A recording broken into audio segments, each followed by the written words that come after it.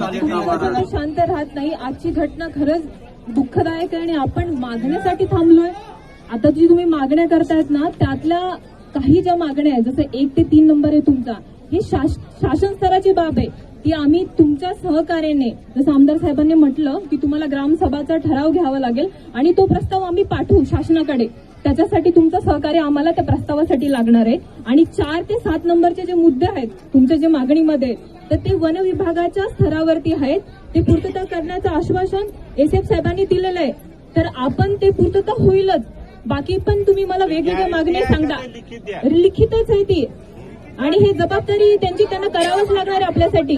ठीक आहे, पण मला असं म्हणायचं की हे 7 मागण्या व्यतिरिक्त बऱ्याच मागण्या माझ्यापर्यंत येत आहेत. खरंच ही ती वेळ आहे का? कुटुंब तिथे एकटं पडलेलं आहे आणि आपण इथे मागण्याच मागून राहिलो, म्हणजे आपल्याला गावकरी म्हणून आपण फायदा घेतोय का?